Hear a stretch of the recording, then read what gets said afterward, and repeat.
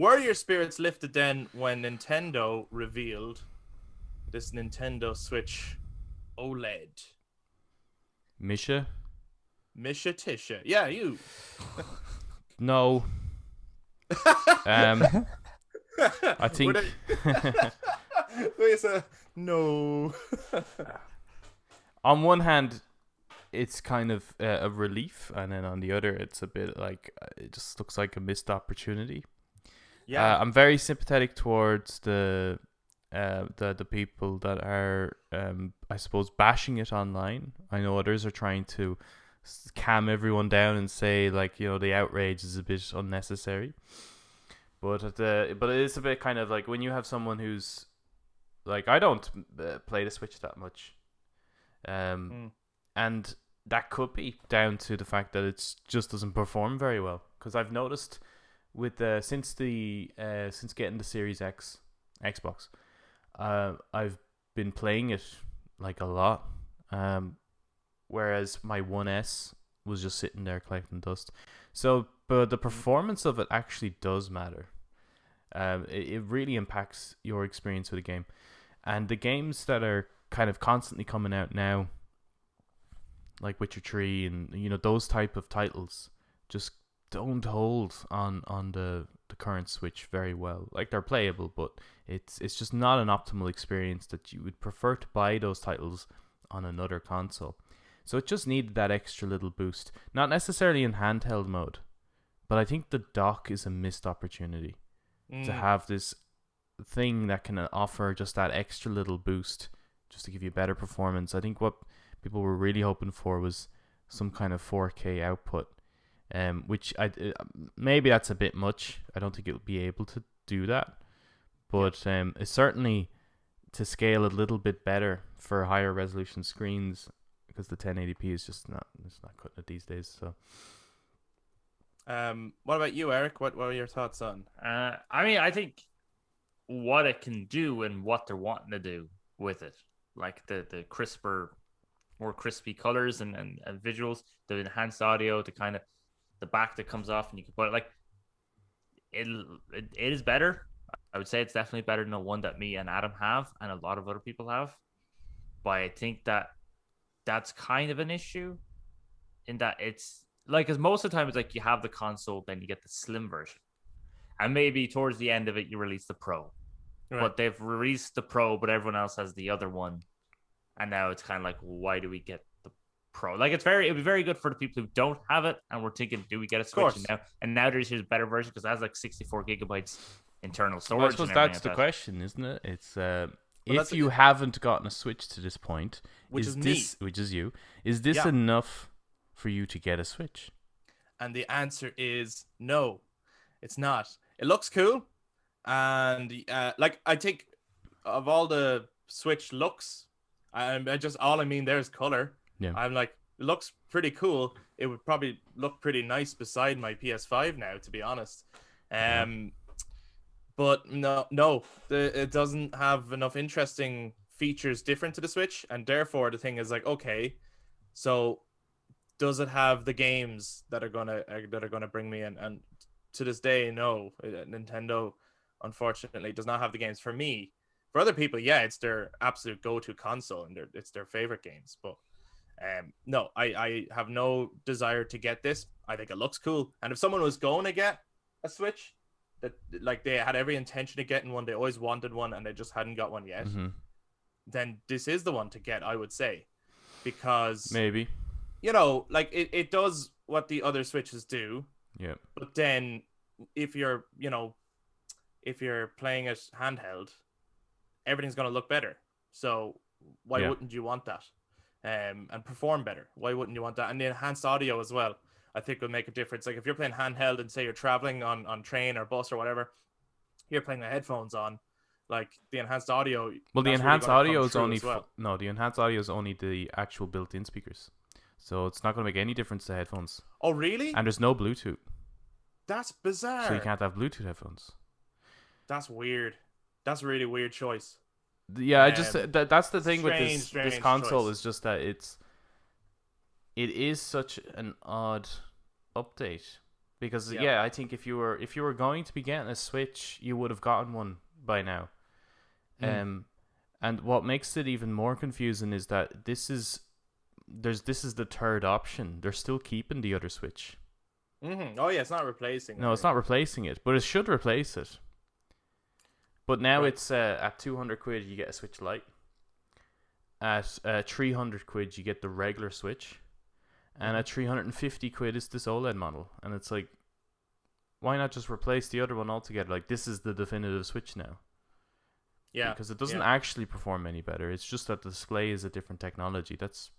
And it's larger display. But apart from that, same battery life, same performance.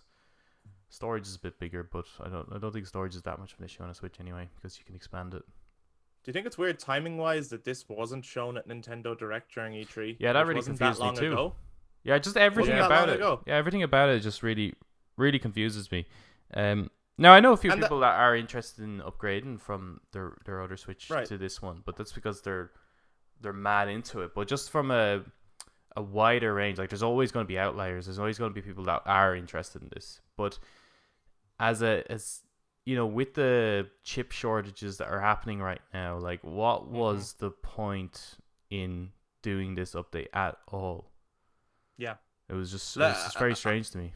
I remember in, like, the lead up to E3, I think it was me and Eric figured Nintendo would be, maybe not at E3, but would be coming out with a new console, and we wouldn't have a clue what it was going to be. And actually, this time I think Adam was on the money. Adam was like, I think they'll probably do a variation of the Switch, but I don't think they're going on to their next console yet. Yeah. So when I saw the kind of headline for this before I actually saw what it looked like or what it did, right? Obviously I knew it was a Nintendo Switch. I was like, oh, okay, so they continue that, but maybe it does something different or something kind of special. When I saw that it was literally just like a better resolution, essentially, in the handheld, like, essentially the most of what it does, I was like, well, actually, that's the thing. It's not even a better resolution, right? It's actually technically a worse resolution.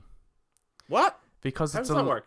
Well, you see, it's a better screen tech, right? So it's got more contrast. Yeah. Now, traditionally, OLED is not as bright as LCD. Now, I imagine they probably have implemented an OLED display that is as bright as the LCD in the other Switch, but traditionally it's not as bright. But your contrasts are better, so darker blacks and more vibrant greens. So your games are going to look better, right? But it's a larger display at the same resolution. So that means it will actually be, the pixels will be more obvious than on the other one. Yeah. Because it's basically like, because you're taking the same resolution but making it larger. So now all of a sudden your pixel count is being stretched a little bit. I get you, yeah. It's the exact same approach that they took with the 3DS line. They had the 3DS and then they had the 3DS XL. So this is going to be like that equivalent. And the only advantage of the XL was that if you're, you just preferred a larger screen, but the pixel count was exactly the same. There was no difference. So it was actually more pixelated than the traditional 3DS. How do you think they're going to actually convince people to buy this?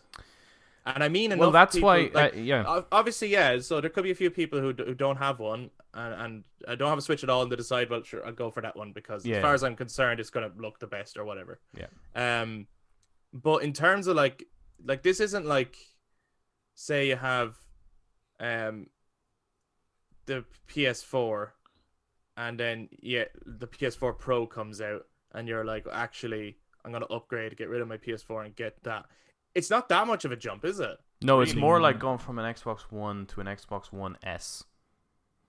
Yeah. That's the difference, right? And the difference between those two consoles was, well, apart from just the look of it, the One S was able to output HDR, whereas the original One wasn't. But apart from that, the performance is exactly the same.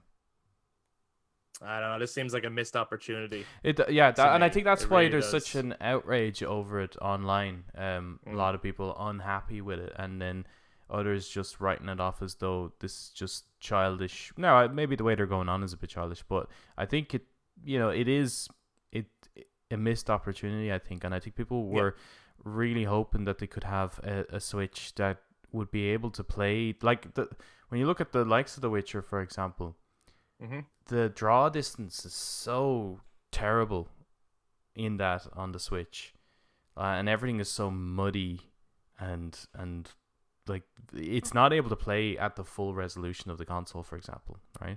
Yeah. So the console, a handheld, is a 720p system, but it's only able to play games of 480p and stretch it up. Like that's not good. So that's not going to. And I think in a handheld situation that's fine, whatever, okay.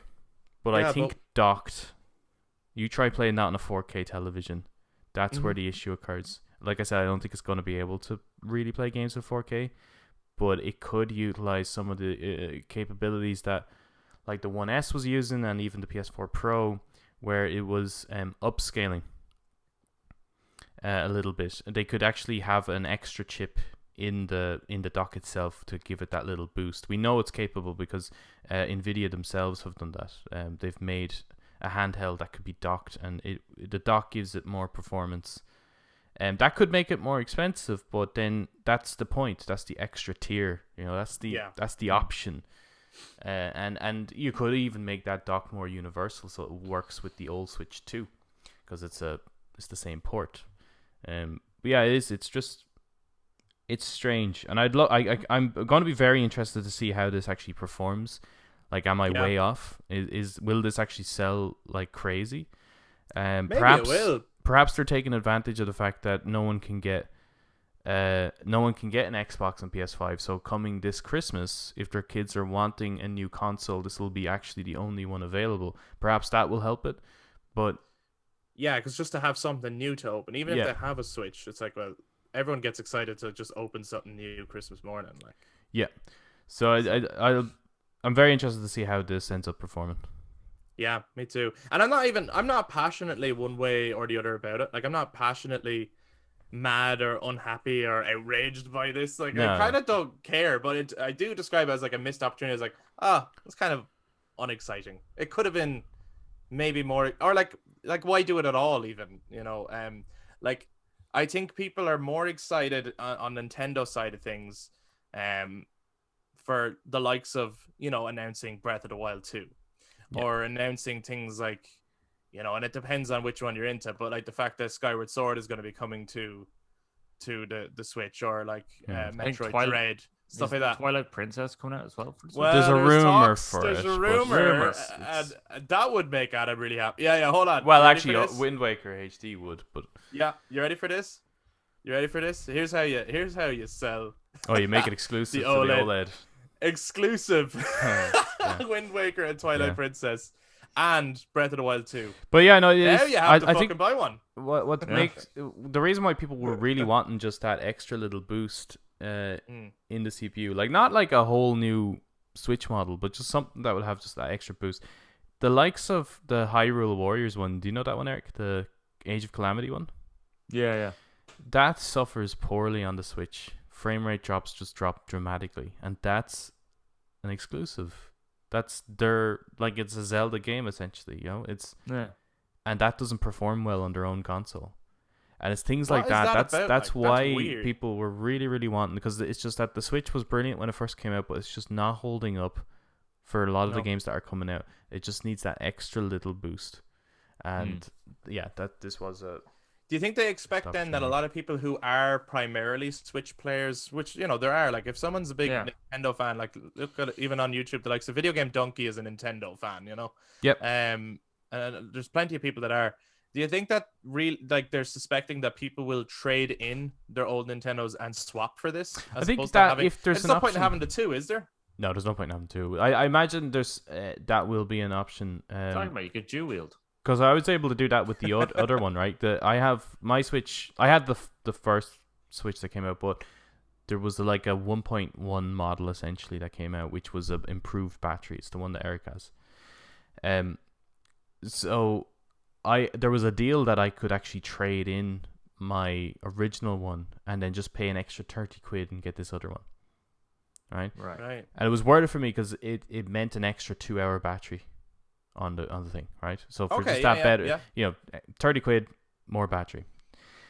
So unless there's that kind of thing happening where you just pay the extra whatever and you're able to trade in your console, To Well, me, just that would be a fair way of doing kind of an upgrade. yeah, I imagine a few console. people would take advantage of that, but I don't think everyone will. You see, I just don't. There's not a big enough incentive here to get. And what's interesting, I was watching a couple of polls online. Not that it's going to be very representative of every Switch player, but the few that I've seen, the amount that say primarily plays it handheld and the primarily plays it docked are actually very close. Really? They're very close. I'm surprised at that. I thought it would have been. It is leaning more towards handheld, Yeah. but not dramatically so that handheld would be the optimal, like as in that's what we only need to focus on, which is what this console currently does. It only focuses on handheld because the OLED screen only affects if you're playing it in handheld, because obviously if you play it docked there's going to be zero difference, and I think it's that other percentage that primarily play hand or docked, that's the angry crowd. Yeah. Well, let us know, people, if you have a Nintendo Switch, do you play docked or handheld more so? What's your dominant play style for Nintendo Switch? And what do you think about the Nintendo Switch OLED? Are you excited about it? Is it something that you're looking to pick up? Maybe you've picked up on some things that we haven't. You're like, you guys are crazy. It does all this and you're mad. Or do you feel a little bit like us that it's a bit of a missed opportunity? And